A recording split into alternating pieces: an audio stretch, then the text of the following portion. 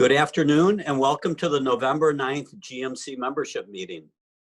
I'm David Lubar, chair of the GMC. 2020 is uniquely memorable in so many respects. COVID-19 cases are spiking, racial justice work is real, and the presidential election, well, that speaks for itself. We welcome our guests to today's meeting, including Mayor Tom Barrett. For today's meeting, we will first hear from Dr. John Raymond, CEO of the Medical College of Wisconsin, for a COVID-19 update. Then from Julia Taylor on an update on GMC activities. And then from Mike Gousha and Charles Franklin to talk about the campaign and this year's election. So Dr. Raymond, let me turn it over to you. Thank you. Thank you and good afternoon, David, and hello, everyone. I hope that you're all doing well. As you know, Wisconsin remains the epicenter of COVID-19 in the U.S., as we have been now for a month. And according to the New York Times COVID-19 Metro Tracker, as of yesterday, 6 of the top 20 metro areas in the U.S. in terms of worst burden of new cases per 100,000 of population are here in Wisconsin. If I could have the next slide, please. Now that is down from 11, next slide please, down from 11 areas that were out of the top 20 last week. And those areas now are Beaver Dam, Fond du Lac, Eau Claire, Wausau Weston, Sheboygan, and Racine. And I also note that nearby in southwest Wisconsin, Dubuque, Iowa is ranked as number 12. Now we have one Wisconsin metro area that's on the top 20 list for bad news ahead, where cases are increasing the fastest. And that also is down from 8 areas last week. And the bad news area is Eau Claire. Now this trend might seem favorable, but please understand that we don't have fewer top 20 hotspots because we're doing better. Rather, the states in the Great Lakes region and the upper Midwest are catching up to us. These include Iowa, Michigan, Illinois, Idaho, Montana, and North Dakota, where cases are surging exponentially. And despite the rise in other states, Wisconsin has consistently been in the top 5 for new daily cases for the last month, and those are unadjusted for population. So I could go to the next slide, please. I'll start with some summary testing data. Cumulatively, we've tested 2.2 million people in Wisconsin, with just over 350,000 of those tests being reported in Milwaukee. We've had 267,000 positive cases in Wisconsin, with 47,000 in Milwaukee. Now the Milwaukee numbers were updated Friday and not yesterday, so those are probably going to go up just a little bit when reporting happens at 1:30 this afternoon. Now the number of people tested yesterday in Wisconsin was 12,761, which is a light day like most Sundays. Our daily testing capacity has increased to over 59,000 available tests per day, with 127 laboratories now testing. Now I'd like to shift to the right side of the slide. Daily positive tests have been trending unfavorably in Wisconsin over the last month. Yesterday, there were 4,280 new cases reported in Wisconsin and 705 in Milwaukee. And bear in mind that Sundays tend to be light reporting days. The highest single day ever in Wisconsin was this past Saturday, November 7th, at over 7,065 new positive cases. The single day high in Milwaukee was 985 on October 26th, although subsequently we've had several days of over 900 here in Milwaukee, so it's possible and perhaps even likely that we'll top 1,000 new cases in a day here in Milwaukee soon. And as you can see in the fine print on the bottom right, our daily case counts are rising rapidly. We first exceeded 2,000 on September 17th, 3,000 on October 8th, 4,000 on October 20th, 5,000 on October 27th, 6,000 on November 5th, and then 2 days later, 7,000 on November 7th. Now our average case positivity rates over the last 7 days in Wisconsin and in Milwaukee were 33.3% and 31.4% respectively. These are alarmingly high, and suggests that there's a significant burden of underdiagnosed and undiagnosed COVID-19 cases, both in the state and in the Milwaukee area. And I would note that New York is considering significant shutdowns with a positivity rate of only 2%. Next slide, please. This next slide shows various hospital indicators. We've had over 12,000, in fact, nearly 13,000 admissions with COVID-19 to Wisconsin hospitals since the beginning of the pandemic. Now, the slightly good news side is the likelihood of hospitalization if you have COVID-19 continues to trend favorably, now at 4.8%. And recall early in the pandemic, if you were diagnosed with COVID-19, you had about a 30% likelihood of being hospitalized.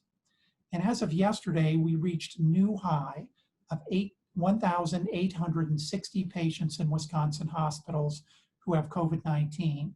And this is a week-over-week increase of 326 patients.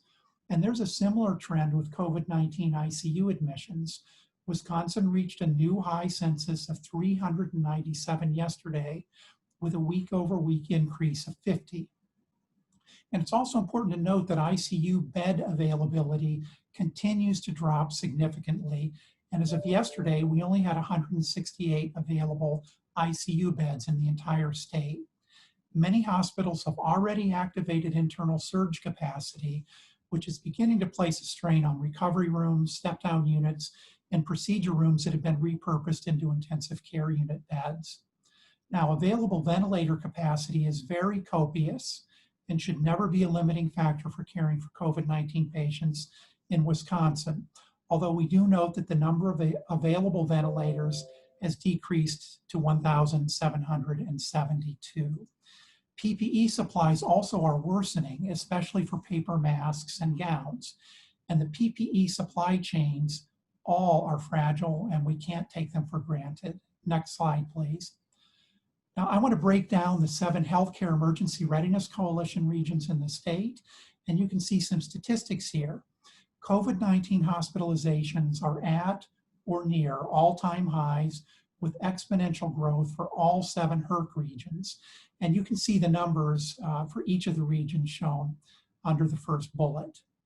Now, COVID-19 ICU admissions are rising in 6 of the HERC regions, and that COVID-19 ICU admissions are at or near all-time highs for Wisconsin and for 6 of the HERC regions: Fox Valley, Northeast, Northwest, South Central, Southeast, and Western. And ICU censuses are high in 6 of the HERC regions. And you can see down there that many of them are at or over 90%.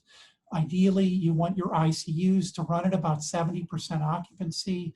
That's above the break-even point for finances and is well within the range in which you can operate efficiently. Once you get up over 80 to 85%, it's very difficult to maintain efficiency in your ICUs. Now, in terms of the Southeastern HERC that includes Milwaukee, COVID-19 hospitalizations are rising exponentially. ICU admissions are rising, but more slowly, but they still are at all-time high levels. I also want to clarify that most of the patients in our ICUs do not have COVID-19, but a surge of COVID-19 patients requiring ICU care places a strain on our ability to take care of all other patients. Next slide, please. This slide summarizes the outcomes for many of the patients with COVID-19 in our state. 77.4% of the patients diagnosed with COVID-19 are categorized as recovered. What that means is they either had their symptoms resolve or they're 30 days out from their diagnosis.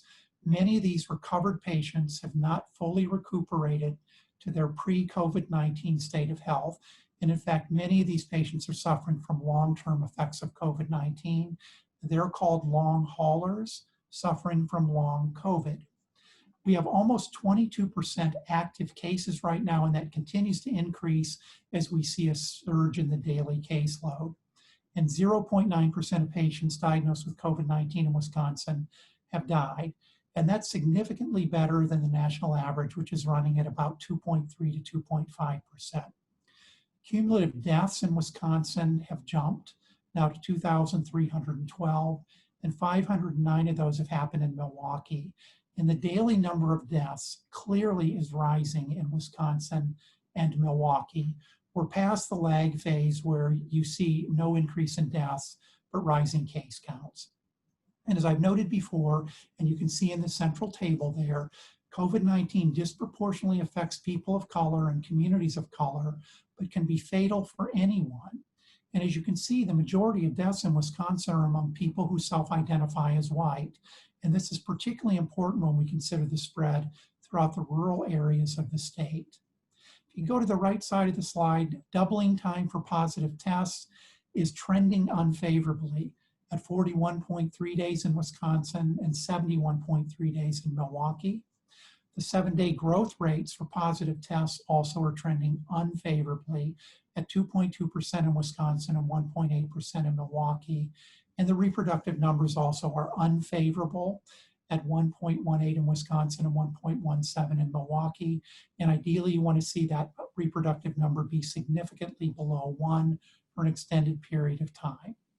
Next slide, please. I just want to summarize some key takeaways from my talk today.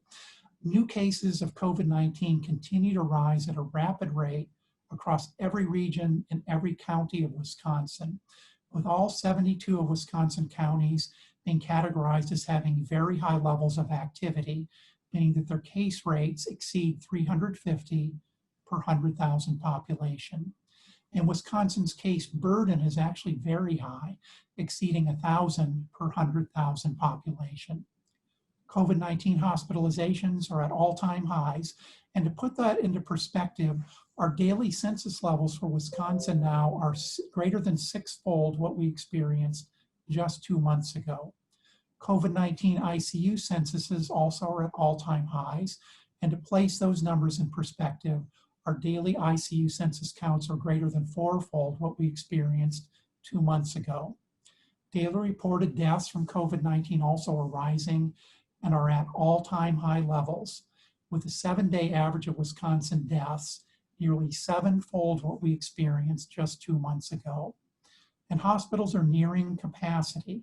So the 7-day average use of hospital beds and ICU beds in Wisconsin is about 90%. Just to shift to the alternate care facility at the fairgrounds, it has capacity to handle about 530 patients, but currently there are only 7 patients in the ACF as of yesterday. And one thing that I want to make sure everyone understands, the ACF is not a full service hospital. It's really geared to provide care to patients that are 24 to 72 hours from discharge so that they can free up space in the sending hospital.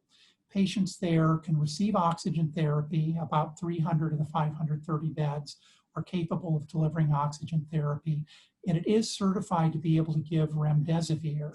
So there is a limited capacity to give intravenous medications, but the ACF cannot substitute for ICU beds or for fully staffed ward beds in a full service hospital. And then finally, I think everyone needs to understand our beds really are not our limiting factor right now. We have staff who are out across the entire state, either due to COVID-19 infections or because they've been exposed and they're in quarantine. And that would include physicians, nurses, respiratory therapists, pharmacists, all the frontline healthcare providers necessary to give intensive care to patients who are sick with COVID-19. If I go to the last slide, this is just so that you can see the multiple data sources that we at MCW use to prepare these presentations. And with that, I'd like to say thank you and turn it over to either David or Julia. Well, thank you, Dr. Raymond, again, for sharing your insights and what frightening numbers we're looking at here. We want to encourage everyone to continue to practice social distancing and mask wearing to keep yourself and our community safe. And now I'd like to share some updates for GMC updates. The inaugural Forward 48 class launched this week with 48 young leaders from the companies on the slide.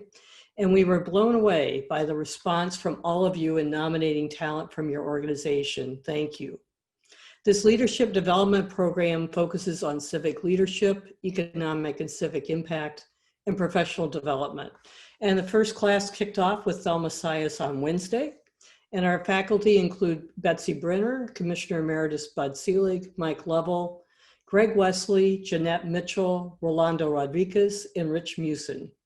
So Forward 48 is a partnership between the GMC and the home group with a curriculum facilitated by the Commons. And the Commons is launching the Skills Accelerator program with a fall semester cohort and kicking off Startup Milwaukee Week with an isolation innovation event to flex design thinking skills. Scale Up Milwaukee is excited to announce a new partnership with Square, a merchant and digital services platform. COVID-19 brought to light the digital divide disparity in many of the communities of color. Many small businesses quickly realized they lack digital infrastructure for their business, whether that's through online merchant services, and online internal infrastructure, proper digital equipment, and resources needed to run their business, and master that while practicing social distancing. Square and Scale Up Milwaukee have teamed up to ensure that the businesses in our region have access to the resources needed to overcome the digital divide in a timely manner. On November 11th, you can join the Scale Up team to hear from Martin Guerrero, e-commerce specialist with Square on website platforms, digital integration, and more. You can RSVP to Mallory at the GMC. The collaborative partnership of Milwaukee United was recently honored with an Excellence in Planning Award from the Wisconsin chapter of the American Planning Association for our work with the City of Milwaukee in the creation of the Milwaukee United Anti-Displacement Fund. The partnership includes the City of Milwaukee, the Greater Milwaukee Foundation, the Urban League, LISC, and the GMC. The Milwaukee United Anti-Displacement Fund utilizes philanthropic and private contributions to assist eligible long-term homeowners in Halyard Park, Harambe, Brewers Hill, and Walker's Point neighborhoods by providing assistance to offset the impact of rapidly rising property values on their property taxes. There was also a second APA award for the Beer Line Trail from the Wisconsin chapter. The Beer Line Trails for the Equitable Implementation Plan. So the award was given for the plan's emphasis on equity and ensuring that residents and business owners are front and center in decisions, which is vital to the successful implementation of this project. Award judges also shared that they were pleased how planning partners addressed planning fatigue by making this an actionable plan for community members to start tackling on day one. The partnership with Rails to Trails Conservancy was also noted, ensuring that the Beer Line Trail will link to the larger regional trail system, and a positive nod to the amount of funding that's been committed to implementing priorities.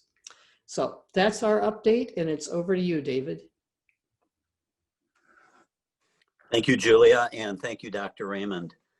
So it gives me great pleasure to introduce Mike Gousha and Charles Franklin as our guest speakers. Mike Gousha serves as a distinguished fellow in law and public policy at Marquette University Law School. He is an award-winning journalist. Mike explores important public policy issues through his work at the Lubar Center for Public Policy Research and Civic Education. He is the host of the law school's On the Issues Conversation series and has been the sole moderator of numerous political debates held at the law school, including the final debate of Wisconsin historic 2012 recall election for the governor. In addition to his work at Marquette, Mike Gousha recently completed an 11-year stint as a contributing anchor and political analyst at WISN TV, where he hosted the statewide political program Upfront with Mike Gousha. Charles Franklin is a nationally recognized government scholar and pollster and has been director of the Marquette Law School Poll since its inception in 2012. In 2013, he became a full-time faculty member at Marquette University. The Marquette Law School Poll is the definitive and most accurate source for information concerning public opinion in Wisconsin, be it for gubernatorial, US Senate, presidential elections, or other public policy issues. So These two men have over 40 years of election and polling experience, and they will share insights about this year's campaign, the election, and post-election status. Please join me in welcoming Mike and Charles. And for all of you callers who do have questions, please use the Q&A function. I will be monitoring that and will be asking questions after their presentation. So thank you, and let me turn it over to Mike and Charles. Thanks, David, and thanks to Julia and all the members who are joining us today. It's great to be with you. Let's tell you to begin with what we're going to be talking about today. We will spend some time looking at what happened last Tuesday night, what happened in Wisconsin specifically. We'll be talking about what was similar to 2016, what was different from 2016. We'll be taking a closer, more detailed look at voting patterns around the state, what stayed the same, what changed, and perhaps why. We'll be talking about congressional races, legislative races briefly, what happened in those. And we'll also talk about the possibility of legislative action, what the results on Tuesday night mean for us going forward as the state of Wisconsin. But Charles and I thought it'd be a good idea, because everybody's talking about the polls in this last election cycle, and because we do a poll, we thought we'd begin by talking about that. What happened, what we learned, and what it tells us about the polling industry and its relationship to politics going forward. So Charles, I'll turn it over to you for a few minutes. Okay, thank you. You know, David said we have 40 years experience. I'm sure he meant that together we have 40 years, because we couldn't possibly have 40 years apiece, could we? So thank you for joining us today. You know, the elephant of the room is the polling outcomes, and I want to put that in a little bit of perspective, because I think the polling across the country was significantly off. By my estimates, and this is not final because the vote is not yet final, so it can move a little bit. But right now it looks like state polling across the country was on average off by about 6 points, maybe just a little under 6 points, meaning it overstated Biden's margin by that much. That's a big miss. For comparison, the national polls in 2016 were only off by 1 percentage point on average. So this is worse, and it's more widespread. Here in Wisconsin, the average poll was off by 9 points. So an even worse problem here. Now, the Marquette poll was on the low end of that. We were off by 3 points on the high turnout model and by 4 points on the normal turnout model. That's with a margin of error of 4.4 percentage points. So our long-term average is to miss by about 2 points. So we were a little worse than that, but not a lot worse than that. And I think part of the issue is here in the state, but also in some other states, you see a little bit of a bifurcation of the polling, whereas our poll was consistently over the last 4 polls either at 4 or 5% Biden lead, and again with about a little over a 4-point margin of error. We described that as a modest Biden lead, but one that had been very consistent over the course of our polling. But there was another set of polls that was consistently in the 8 to 11 point range. And exactly why there was that gap between our polling and theirs, and what accounts for that, we don't know yet. And, you know, in large part, that's not for me to say, it's for them to say. But I think the bottom line is that for the second election in a row, polling did have substantial misses, but this time the misses were across the country, whereas in 2016, they were more focused here in the Midwest, Wisconsin, Michigan, and Pennsylvania. I'll also say that our miss this time was smaller than our miss last time. 2016 was by far the worst election in the Marquette poll's history. We not only were off by 7 points on the margin, but we also had the wrong winner. This time we were off by 3 or 4 with the right winner, but what we still see is a persistent understatement of the support for President Trump. We were within 0.4 of a point of Biden's vote, and for that matter, within a decimal point of Clinton's vote. But we've understated Trump's vote both times. This time by about half as much as last time, but it's still a significant understatement. And so we'll be looking at the national picture and polls throughout the country to see whether that pattern persists. Is it an overstatement of Biden or an understatement of Trump or some combination of the two? But it's certainly beginning to look clear that despite the changes we made as an industry after 2016, we're still failing to capture some segment, maybe it's only 3%, maybe it's as many as 5 or 6% of Trump supporters who, for whatever reason, are declining to take our surveys or are being missed in the surveys. So I think that's a big issue. And I'll leave you with, the idea that there's some variation in how well the polling did, but as an industry, we did not have a good week. Let me add to that too, if I could. It was not a good night for not just public opinion polls, the polls like ours or like the Siena New York Times or whatever. From talking to people who are inside the political process, people who do their own private polling, it was a bad night for them too. They missed too, and there were decisions based on spending decisions, for example, on legislative race, based on polling that was quite inconsistent with the final results as it turned out.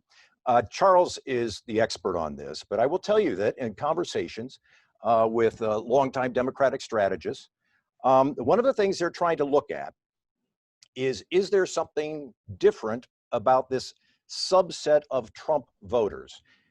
One strategist described it this way to me. He said, you have something of a low propensity voter. In other words, this is someone who doesn't vote in all elections, but someone who likes Donald Trump a lot and really does think he is a good president, feels very motivated to turn out for Donald Trump. This individual also has deep distrust in the nation's institutions, including the political establishment. So that means the media, that means pollsters. And so the person I was talking with said, we keep wondering how do we get to these people? Because clearly we have seen in 2 elections in a row, presidential elections, that there is this group of voters that is coming to the polls, and we have been unable to completely capture the enormity of their vote. And it has been a significant part of these election stories. So that's something that I think is being looked at. And Charles, I'll turn it back over to you, but I mean, that's one of the big questions we ask ourselves. What were we missing? What could we be missing? Yeah, and I've heard those same sorts of things from both Democratic and Republican pollsters who say their internal polling was off by amounts similar to what the public polls that we do at the Marquette Law School Poll. One of the big things about this is that we've missed these people despite looking for them. It's not that polling took place this year completely ignoring the possibility that we were missing people, but that as we tried to locate them, tried to find indicators that we were missing them, by and large, we didn't see those indicators. And so this is a mystery still.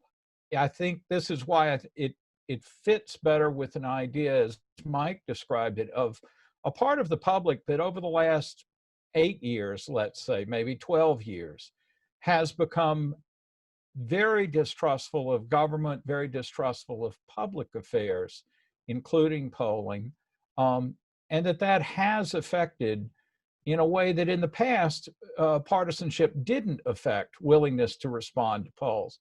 I often get asked about people that don't pick up their phones. If you don't know the number, you don't pick it up. And I'm very sympathetic to that. But that has always been bipartisan because Democrats and Republicans alike despise telemarketing and scam phone calls from numbers they don't know. But it was bipartisan, so it didn't bias our results.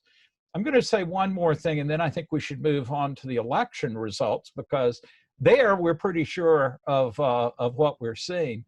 But in 2018, we were within 1.1 percentage points on the governor's race and within 0.1 of a percentage point on the Senate race, after having been badly wrong on the presidential race 2 years earlier and now being a bit wrong this time, at least a bigger than average error, if not missing the winner. What's one of the differences there? It's the presence of President Trump on the ballot and on our vote question. And so this is the puzzle that in the 2018 election, we didn't seem to see a bias in non-response from Trump supporters, but it would be consistent with the story Mike told that if those are folks who come out for President Trump, but really are not that connected to politics and are more likely to stay home in a midterm election, that would be a way in which we could see this strange pattern that we had a bad miss in 16, a very good year in 2018, and actually this spring in the Democratic primary, we were within 2 points of both Biden and Sanders votes. So that's why I don't think it's that polling is broken as a methodology. But it sure does look like we have a big problem of reaching, whether we want to think of them as President Trump's supporters specifically, or this group of people within that realm that are, as Mike said, sort of low propensity voters, but very dedicated to President Trump. I think we'll leave it there, but I imagine we'll be talking about it for the next 4 years. So let's not overdo it. Let's move on to the votes. I'm sure you look forward to the prospect of talking about it for 4 more years, Charles. I'll tell you, it's something I relish every morning as I decide maybe I will get out of bed today, or maybe not. Let's talk about the results that came in and some quick observations about 2016 compared to 2020. They are remarkable in their similarities, except, of course, for the outcome, who won the presidency. If you think about it, Donald Trump won in 2016 by just over 22,000 votes. Joe Biden won by just over 20,000 votes. Most of the red counties stayed red. Some got even redder. They voted in larger numbers for Donald Trump. The same is of some of the blue counties, Milwaukee, Dane, some of those places voted in larger numbers, but of course remained blue. That was very similar. City of Milwaukee vote was nearly identical to what it was 4 years ago. Went a little bit more for Biden, but the city vote was essentially the same, the number of votes cast. So there were a lot of things that looked very familiar. If you look at a map and you see the red counties and the blue counties, you say, wow, not much changed. But there are some interesting changes around the edges and changes that were very important to the outcome of the election. And I think maybe Charles can walk us through some of the most significant changes that really did ultimately determine who won in Wisconsin in 2020. Yeah, I think if you look at the map, and I decided not to test my technical skills by trying to share the screen and show you these maps, but you can find them in your convenient neighborhood newspaper. If you look at the county map, only 2 counties flipped between 2016 and now. That's Door and Sauk counties that both flipped from Trump last time to Biden this time, and not by huge amounts. Otherwise, the map pretty much looks familiar, you know, in a number of our past elections. There are some changes in the margins that I want to talk about in a minute, but let's just stick with the basic outcome. You know, historically, the eastern half of the state has been sort of very Republican counties with a few Democratic counties like Milwaukee, Dane scattered in. And the north and west of the state has been Republican, but in recent years has become more Republican, except for up on Lake Superior, where we have 3 reliably blue counties. That picture is pretty much the same this time if you just look at it from the point of view of who won the county. If you look at the margins within those counties and how the margins have changed, there are some interesting points that are part of the evolution of voting in the state. And I'm going to kick this back to Mike in a minute, and we'll go back and forth a little on this. But the simplest version of explaining this is, if you draw a diagonal from Green Bay to the Iowa-Minnesota corner, southeast of that diagonal, most of the counties have been moving in a Democratic direction. Now, many of them are still voting majority Republican, but the margins are getting smaller. And to the northwest of that line, that diagonal, most of the counties are moving in a Republican direction. And so as a result, we're seeing a geographic shift in the structure of the vote in the state, one that's in the process of happening, not one that's over with yet. But it is shifting the political alignments at the margins, and in some cases, pretty substantial shifts. But Mike, I'm going to toss it back to you, and we can go back and forth on this a little bit. Well, let's zero in on a couple of those areas where you can see the change, Charles. And there's been much discussion about what happened in the WOW counties, and that's a little misleading. We should probably just talk about what happened in Waukesha and Ozaukee counties, where you begin to see some movement toward the Democratic candidate, Joe Biden, in this election. And we can also talk about the Milwaukee County suburbs, which is its own story. But let's begin by talking about what happened, for example, in Ozaukee County, what happened in Waukesha County, and why that was so important. Yeah. This is the interesting pattern I've been watching since 2016. But the WOW counties, Washington less so than the other two, though Washington a bit as well, have been voting still Republican, but by smaller margins. And that's not just a phenomenon of President Trump. It's true that all three of the WOW counties gave Trump a smaller percentage margin in 2016 than they had given Romney in 12. But this year, they again gave a smaller margin. And that's not just for the president. That was also true of Governor Walker in 2018 compared to his vote in those counties in 2014. Also true of the Senate race, 2016 versus 2012, with Baldwin running in both of those races. And finally, it even holds for the Supreme Court election since 2016. So this is widespread, and it's not limited to just one candidate or just one office. Just to give you an idea of how much has changed, in 2012, Ozaukee County gave a Republican majority by 16,900 votes, almost 17,000 votes. In 2012, that Republican majority was just over 10,000. And last week, it was about 7,400. So it's dropped by half, down by almost 10,000 net votes over the last two presidential elections. In Waukesha, the change is not as dramatic, but still pretty substantial. Romney won Waukesha by 84,000 votes. Trump won it in 16 by 63,000. But this year, he won it by just under 56,000. So again, a very substantial 18,000 or so drop over two terms. And it'd be one thing, as I say, if that was isolated only to President Trump or only to the presidential races, but it's really not. It's part of a long-term trend. There's a sort of opposite balance with the growing Democratic vote out of Dane County, but we can turn to that later. The other thing that's beginning to show up, and this is sort of the suburban phenomena nationwide, is it's not just the WOW counties, but they look like they were maybe on the front end of this change. But the Fox Valley counties of Brown, Outagamie, and Winnebago, which I jokingly call the Bow counties to go with the Bow Wow counties. Sorry, I have friends that say that's really something I shouldn't say in public. But nevertheless, Brown, Outagamie, and Winnebago went Republican this week, but by, again, smaller margins than they had in the past, and all three also shifted in a Democratic direction in the 2018 elections, both for governor and for U.S. Senate. In contrast, as I mentioned earlier, it's most of the counties in the Northwest that are moving clearly to be more Republican, and some substantially so. And also in the southwestern corner of the state, where 6 of the 7 counties voted twice for Obama and then voted for Trump in 2016.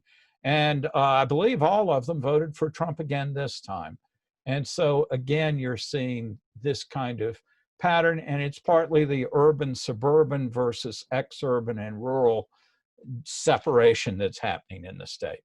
And you see this again in Milwaukee County itself.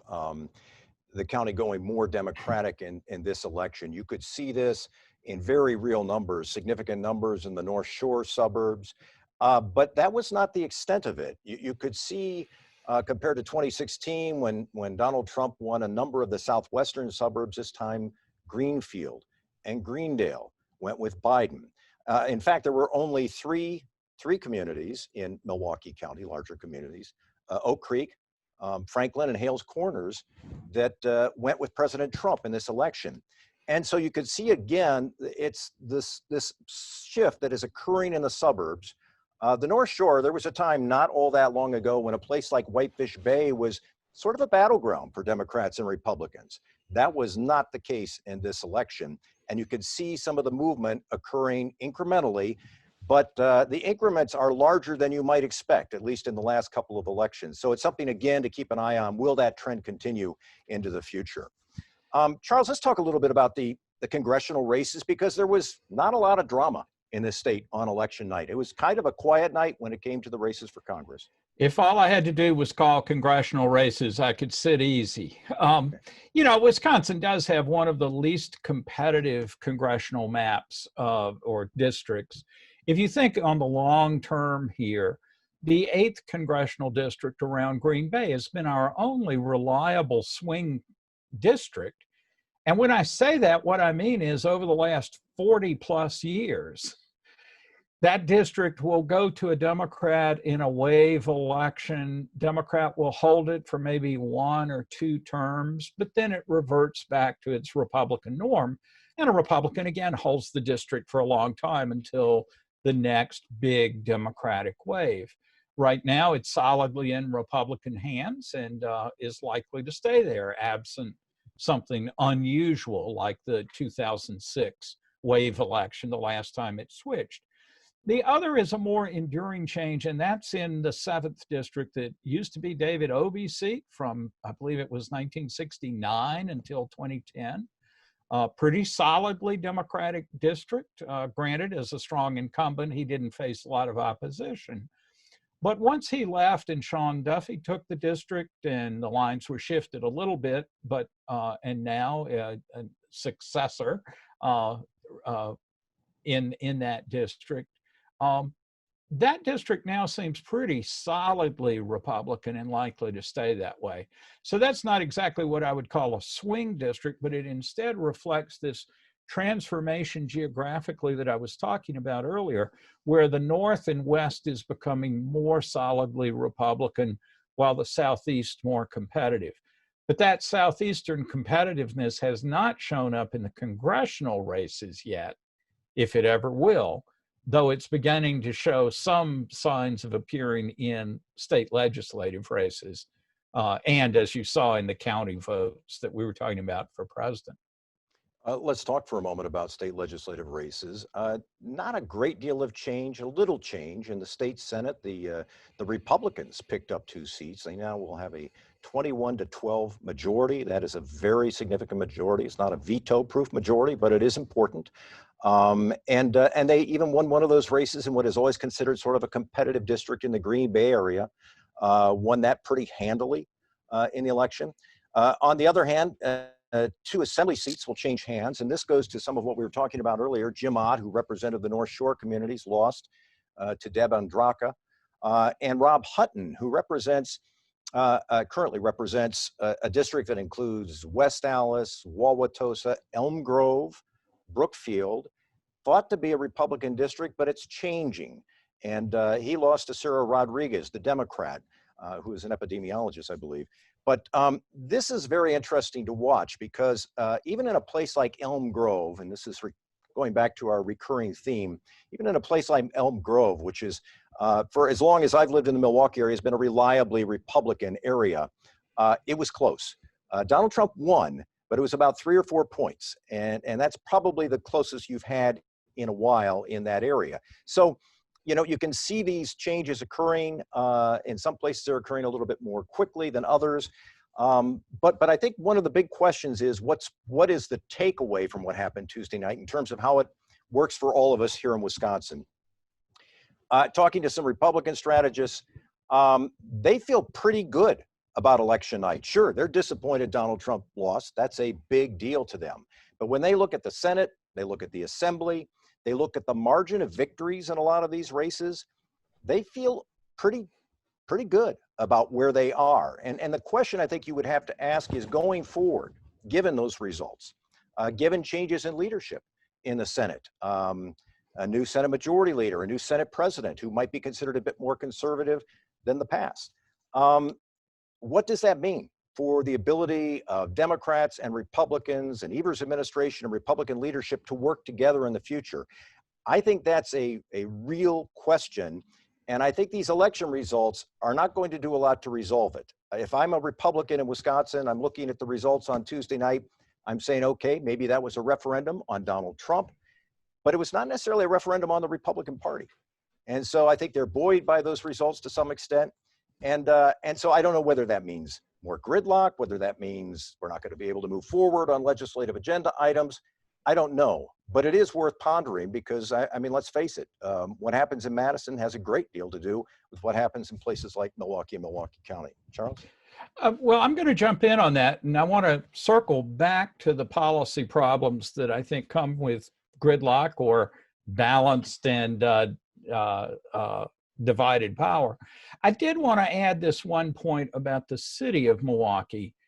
While we saw a rise in turnout along the shore, we saw a general modest but noticeable decline in turnout in the center of the city, in the aldermanic wards that are majority or substantially Black or Hispanic.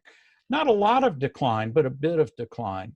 What I think caught many analysts by surprise after this also was that we also saw the Democratic vote margin, the percentage margin, shrink a little bit in the wards, the aldermanic wards that are more heavily African-American, and especially the wards that are heavily Hispanic. In the African-American wards, the 1st and the 6th and the 7th, I'm checking my notes here, and the 15th, we saw typically drops in the Biden vote margin of between 2 and 4 percentage points. But in the heavily Hispanic aldermanic districts of the 6th and 7th, we saw, oops, sorry, I said that wrong, the 8th and 12th. We saw drops of about 7 or 8 percentage points in the Democratic margin. So a lot of that was made up when you see the citywide vote margin, which was similar to last time, but it was made up because the shore communities, the heavily white areas of the city, became much more pro-Biden than they had been 4 years ago, whereas the Black and Hispanic areas became a little bit to a noticeably less pro-democratic, but also a little bit of a drop-off in the total votes cast in those areas. So as with other things, we have sort of the big pattern. The statewide vote shifted by 40,000 or so from last time to this time, but we also see this variation when we get to the details. I want to now come back to what Mike was saying about when we have the legislative races that I agree were a good night for Republicans, with a couple of exceptions where Democrats were able to claim victory in places that they would not have been really had a chance in recent years. What we certainly are setting up is a continued period of divided government, with both parties being somewhat reaffirmed in their approaches and in their coalitions.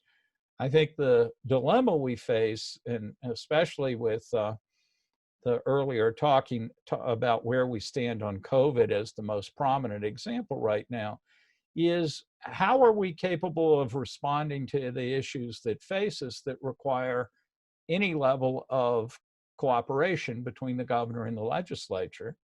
And how does that affect the Milwaukee area in particular?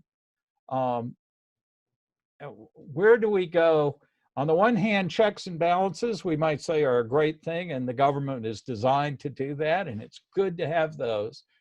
When does that become a form of immobility, when we're simply not able to address the problems that face us. And how do we resolve that other than struggling through tough times, as with the COVID cases right now? If government itself is unable to step in, where does that leave it for the private sector to do things? And to what extent do city and county governments, who are pretty much limited by state action, in other words, they're not fully autonomous, but how much can cities and counties go it on their own if they don't have state action, whether that's the COVID virus or whether it's other things that beset us as well? I think Charles hits on a key point here. And I think what happened in 2020 does have implications for the metropolitan Milwaukee area, for instance. I think what the election tells us is that we see the world very differently. You can go to northern Wisconsin and they see the world quite differently than we see it down in this part of the state. We may not see the necessarily even have a common agreement on the biggest problems facing us, what should be done about those problems, the role of government, all of that. And so when you have this very differing view of the world out there, competing views of the world, you wonder, can you move forward, for example, with legislation that would benefit Milwaukee County, for instance? A sales tax for Milwaukee County. Can you do things like that when people do not see the world in the same way? I think it's an important policy issue to ponder. I'm not sure how you get over that hurdle, but it is not insignificant. Again, we are very different in this state. The red and blue parts of this state are just not on the same page. And when I always think about this conversation, I go back to a guy who was in Tommy Thompson's administration, Mark Buer, and he was involved in economic development efforts in the state. He used to run the University Research Park in Madison. And Mark Buer said when he retired back in 2013 or 2014, he said, he was asked, what could you do? What would you do to make Wisconsin more successful? And his answer was, I would do everything I can to make Milwaukee more successful. But I would argue that if you went to the state capitol today and you talked to a lot of Republican lawmakers and even a fair number of Democratic state legislators, that would be interesting to see what their answer would be. Do you agree with that? Would Wisconsin be more successful if Milwaukee were more successful? I think that'd be a really interesting question to ask and to hear what the answer was. Charles, let's talk about what happens next. We're in the canvassing process, right? We gotta make sure the vote is all good and legitimate, and we're in the process of doing that around the state already. We are, and it's necessarily a little bit time consuming. The county commissions will certify their votes and forward them to the Wisconsin Elections Commission in fairly short order. There's talk about a recount, and that's possible that will happen. But we did do a recount in 2016, and it changed under 1,000 votes and changed the margin very little as well. So I don't really think that recounts are apt to change the results by more than, at most a few hundred votes.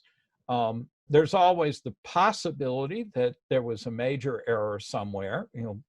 I'm sure remember the 2011 Supreme Court race where Waukesha County failed to report some votes until a day or two late. And those were significant. But at a 20,000 vote margin, or 21, wherever we are, that's a pretty big margin. It's not much in percentage terms, but it is a lot for a recount to have any material effect on. So the final vote, actually, the certified vote, according to the state elections administrator, who I heard say this the other day, is early December. I think it might be December 1st. So we will know for certain then. And it also raises an interesting question. And one is, we talk about legislative cooperation. I'll end my thoughts on this. Charles, you could jump in if you want, if you have something else you'd like to talk about. But the one thing I would say is that wouldn't it be interesting if Republicans and Democrats could agree on perhaps changing legislation so that we could count mailed-in ballots earlier, like most states. We're one of 3 or 4 states that says you can't count them until election day begins. And so we end up with these situations, as we did in this case, where there are votes, large numbers of votes, being tallied and being announced at 4 in the morning or 5 in the morning. And so we could probably do away with that if we wanted, and perhaps allow people a little more time to start counting the ballots. But I don't know if that's going to happen, and we'll see if there's even a push for it in the coming weeks. I will say that I agree with that. I think, administering elections could be a nonpartisan, simple, good government, let's manage effectively. And a way to deal with that would be processing, not necessarily counting, but processing and preparing for counting those ballots. The fact that Milwaukee reports late and Green Bay reports late and Kenosha reports late is not a flaw in those places. It's by design that prevents those counties from moving on a large number of ballots earlier. So I think this is an area where legislation could solve some of those problems, but I would have been more optimistic about this in earlier years. I think the same thing happens with purging voting lists, which has become a fraught political battle every time we talk about removing people who've died or moved or haven't sent back their postcards. Up-to-date, correct voter lists is a fundamental, simple administrative task.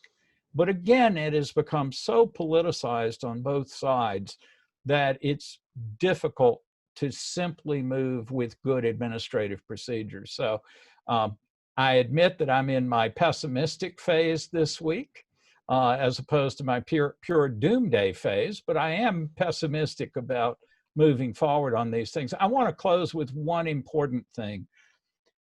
Prior to the second term of George W. Bush, presidential approval moved up and down in parallel among Democrats and Republicans when times got better or times got worse.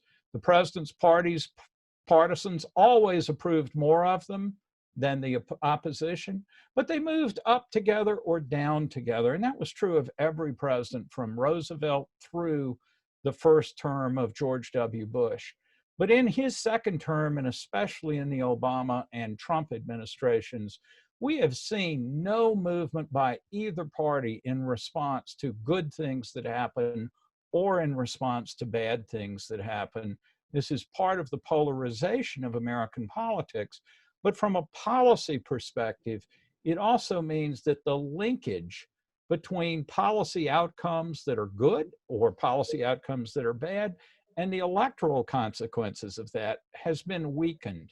And I think that is a big dilemma, whether it's a matter of getting cooperation between the parties in the legislature and the governorship or in the Congress and the presidency, but it's also a problem of democratic accountability, that in our Republican system, if we're not going to reward good behavior or good outcomes or punish bad ones because we're so polarized, we just won't change opinions of our president or their president, that I think we face a real troubling prospect.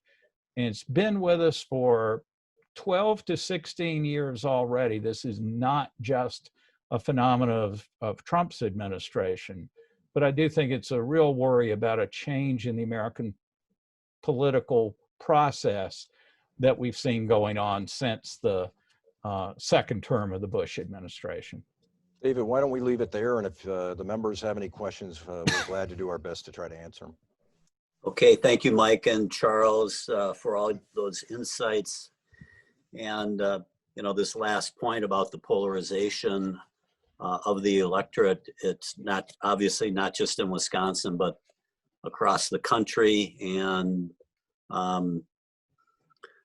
we could talk about that for for a whole meeting. I'm not going to go there today, though. So the first question has to do with polling. And so, Charles, maybe this is for you. One of the members is familiar with a polling group called Trafalgar that pre-election was trending more favorably for President Trump and took certain steps that were different than most polls. Is there any insights that you can give us about what their methods were and why they ended up where they did with their polling results? Yeah, and they had a good night here. They had, I think, Biden up by 1 in their final poll in Wisconsin. And of course, that's about what he won by. So kudos to them for that one. Trafalgar is, forgive me, not very transparent about exactly what they're doing. And that's annoying in the polling industry. We generally share our methods relatively openly. But their basic point is, in fact, what I was saying earlier, that there's some segment of the Trump voters that we're having a hard time reaching, and Trafalgar thinks that they've found ways to reach them. I think one side issue, though, is that while Trafalgar was dead on here, they also missed by being way too pro-Trump in a number of other states. And so it still awaits, and I have not looked at their complete record either. But I do think that you have to see their entire record rather than focusing only here. It does look like they had significant Trump victories in Michigan and Pennsylvania, for example, which do look like they're going for Biden. Still, I will take this point, and it's exactly what I was saying earlier, that if we are missing this segment of the electorate, Trafalgar was trying to find a way to reach them, and at least here in Wisconsin, that served them well. Okay, thank you. So we have another question regarding the massive get out the vote effort across the country with professional athletes and other celebrities and business groups, you know, everyone talking about every vote counts. And in Wisconsin and in the Milwaukee County area, you talked about, you know, different segments that seem to come out more and others less. How do you view the get out the vote effort in Wisconsin, and did it have any impact? Let me begin. Charles can jump in here. There was a significant get out the vote effort in Wisconsin. It was just a different kind of get out the vote effort because of the pandemic. And you will get, differing philosophies of how you get votes out during a pandemic. Can you still go door to door wearing a mask and engage voters, or is that too risky? Do you do almost all of your work through text or through social media? Is that the way you do it? Through phone calls? So there's a different approach to getting out the vote, but there's no denying that people got out to vote. We had a very high turnout in the state of Wisconsin, not quite a record, but very close to a record for presidential election. So apparently there were an awful lot of people who felt motivated to vote. And the only other thing I will say about that is that there has been sort of this narrative over the years that big turnout elections are always great for Democrats. Well, in Wisconsin, 205,000 additional Trump voters turned out. And you could probably look at what happened in some of the legislative races or the congressional races and say there was a benefit to that. So there may be some rethinking of that old saw that the big turnout election is always beneficial to Democrats. Charles? Yeah, I think it was striking that we were, excuse me, just a shade under 3 million total votes 4 years ago. And this time we're a little bit under 3.3 million. So that's a 10% increase in turnout. That's pretty remarkable. It's not quite 10%, but it's in the ballpark. Frankly, I had expected turnout to be about 3.1. And for our high turnout model, we pegged it at 3.2. And yet still the actual turnout even exceeded that 3.2 million high turnout model. So I think it's pretty impressive, especially when you consider the troubles of canvassing and door knocking and things like that in an epidemic. And here the two parties took different approaches. The Democrats going mostly electronic, Republicans doing a lot of door knocking. Both succeeded in driving up their votes. There's not a single county in the state in which Republican and Democratic votes didn't go up. In other words, no county had fewer Republican or Democratic votes than they had 4 years ago. Okay, so there's a question here about the Latino population. And based on your comments, do you think that indicates that Latinos are becoming more independent voters and harder to court by either party?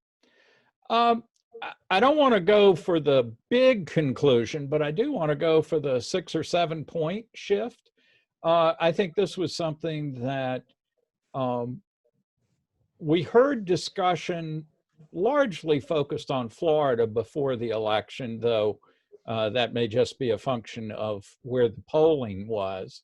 But I think this result, if it holds up in other areas, does say something about the nature of the Hispanic and Latino communities, the heterogeneity of those communities, and how that's playing out in elections. These are solid Democratic majorities in the Latino areas of the city. Don't misconstrue that, but they're narrower majorities than there were. And I think this is something that certainly bears attention as we look forward to the next elections in 2 years and 4 years, because there's always other elections pending. Yeah, it's something you saw. I mean, it was, again, it was not just a South Florida phenomenon. It was something you saw in a number of places around the country. So it's one election, but it may say something. It may be the beginning of a trend. And I guess it's something that, everybody will be watching very closely. I'm sure Democrats will be watching very closely based on the election results. Okay, now we have a question related to gerrymandering. The legislative races were good for Republicans. How much of that in this year's election would you attribute to partisan redistricting? Well, I'll bite the bear here. There's no question that the way the boundaries are drawn favor Republicans, but there's also a perfectly correct view that Democrats tend to cluster in cities. And that means that I think if you let a computer draw the map with no regard to political concerns, it would still produce maps that I'm not sure that Democrats would think benefited them as much as they would wish. We will face this in the next year as we go through a redistricting cycle, whenever the census data are finally compiled and reported. With divided government, one assumes that the redistricting will end up with courts deciding, but we don't know which courts and we don't know how they will interpret things. So I'm not sure what will happen in this next districting cycle, but I do think the growing divide between urban and rural areas, or again, let me say urban and suburban, let's put those two together, versus the ex-urban and rural parts of the state, that is a complication for drawing geographic boundaries, which of course is exactly what Assembly and Senate and congressional districts are. So I think this will be a continuing issue. If you want more competitive seats, you almost have to break up Democratic cities and mix them with Republican suburbs and exurbs. And you almost have to take Republican rural areas and combine them with some regional cities. Think of the Eau Claire area as an example. So I'm not hopeful for an easy solution to the redistricting pattern. I don't think there's any question that how you draw the boundaries is important, but I do think it's a more complicated situation than sometimes you might think. There was evidence, again, David, too, of public appetite for what is described as nonpartisan redistricting. There were a number of referenda on the ballots, again, around the state, and those, by and large, whenever they have been held, have generally been passed. People saying they favor nonpartisan redistricting. Of course, how you define nonpartisan is always the crux of the issue here, and people have a different way of looking at that. But there seems to be some support amongst the public based on these referenda to move in a direction that is inherently a little less political.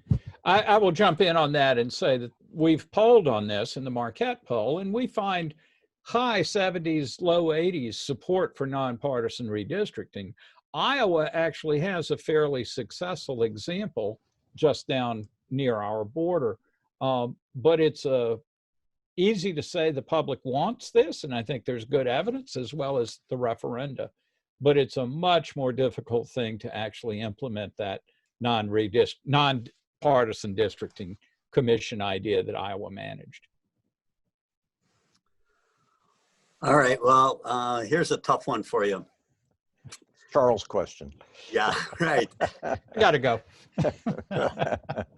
There are some theories relating to vote manipulation via hammer and scorecard. Can you explain what hammer and scorecard are and what some people are alleging relating to vote manipulation? I think I'm happy to say I have no idea what either of those terms means. Yeah, I've not heard that either. So I guess right. that shows my. I mean, seriously, if you explain to me what they meant, I might have an idea, but those are not terms I'm familiar with.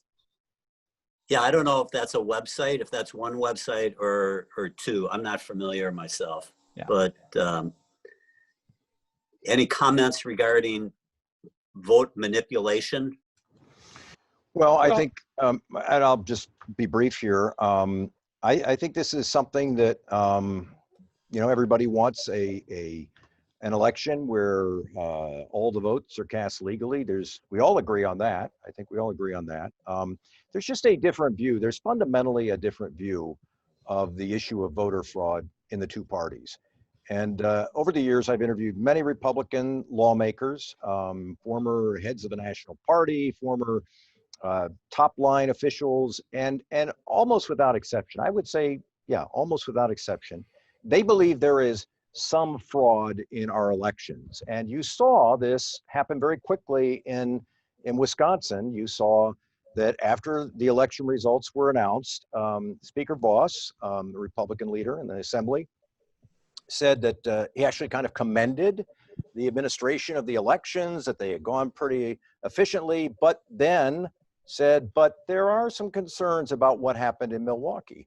And so this has become a very partisan issue. It is, the idea of voter fraud has become, I think, an article of faith within the Republican Party. And I'm not saying that to be, facetious. I'm just saying that it is something that is believed by leading Republicans. And so this is sort of where this all comes from. And, it's clearly what the president believes and what he intends to try to prove in the days ahead.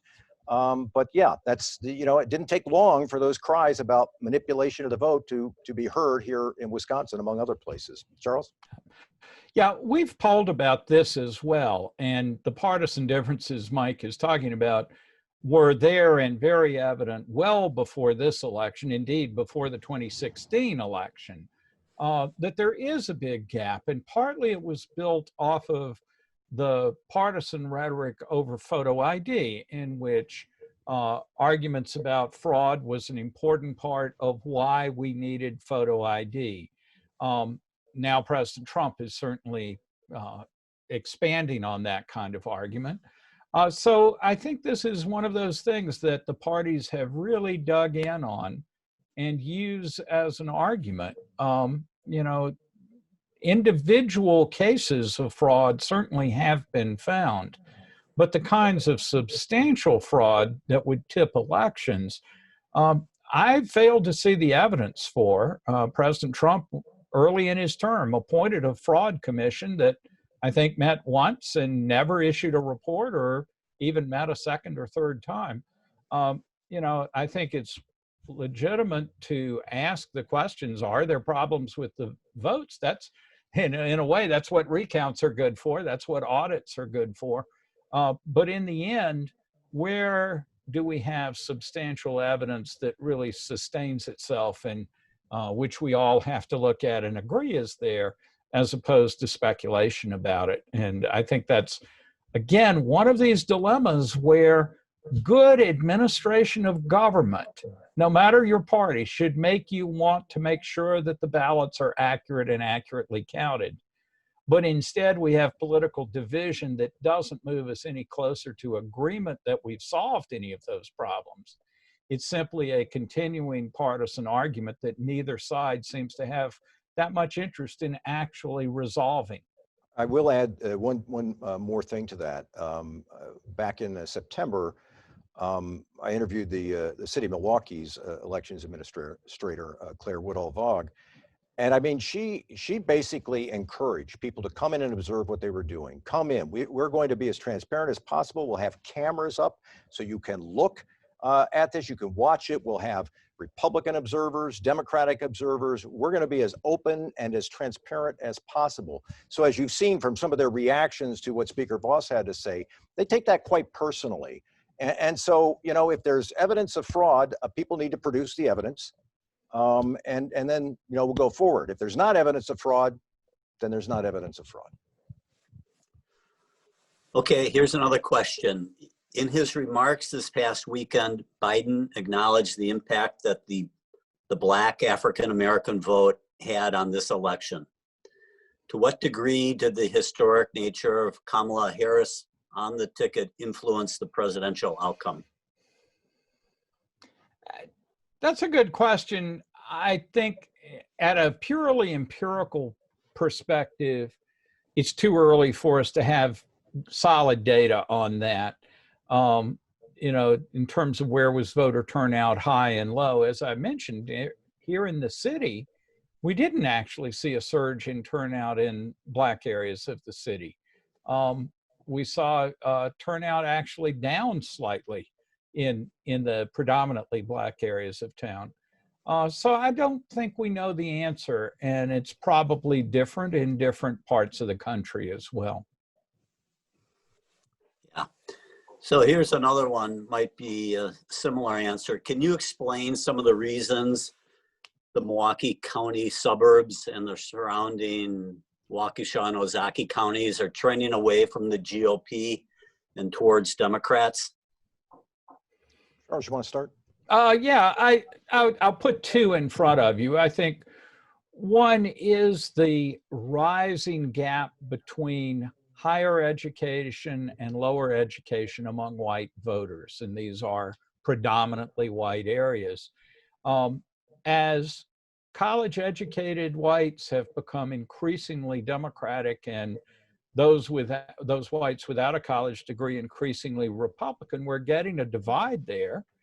And the demographic makeup of the suburbs is more college educated. So as a result, you would expect a higher Democratic vote in those more highly educated areas. And that's a slow process, but it's going on. There could be a cultural aspect to it as well, but I think that's a lot more mixed because the values of our suburbs are not in any way homogeneous, even among the college educated. So I'm not sure about that part. The last part that I think is underappreciated is the question of how much does this changing margin have to do with Republicans becoming less loyal to their party, as opposed to Democrats who may have lived in those suburbs for a long time, now becoming mobilized and turning out in greater numbers. You know, if you're used to losing elections 75-25, you might not bother to turn out. But if you see a ray of hope and you're now only losing them 60-40, that's a pretty strong motivation for that minority number of Democrats to turn out in bigger numbers and produce more competitive elections. So it's both of these. Yeah, and I was just going to add to what Charles said. I do think, you know, you have to look at Republican women in these suburbs too. I mean, our polling throughout the year just showed this enormous gender gap between women and male voters. And we've seen a lot of movement towards women with college degrees going really dead set against the president. So one of the questions, at least I ask, is, you know, over time, in the next election cycle, will you continue to see that erosion, or is part of this a Trump phenomenon that some women in the suburbs just said, no, I just don't like the style of what he's doing. I don't want that anymore. I'm tired of that. I'm exhausted. I don't know. I don't know what the answer to that is, but it'll be interesting to see next time if this erosion sort of continues over time, or whether Trump himself was sort of the guy who caused that erosion. And maybe it's not a commentary on Republican Party politics at large. All right, so this is the last question, and that's what you think about the Electoral College. And so what do you think the likelihood is that we move away from the Electoral College sometime in the future, the next 10 or 20 or even 30 years, and adopt more just a national popular vote? Well, I'll do the political scientist version of this, which is, you know, to get rid of the Electoral College in a fundamental way is a constitutional amendment.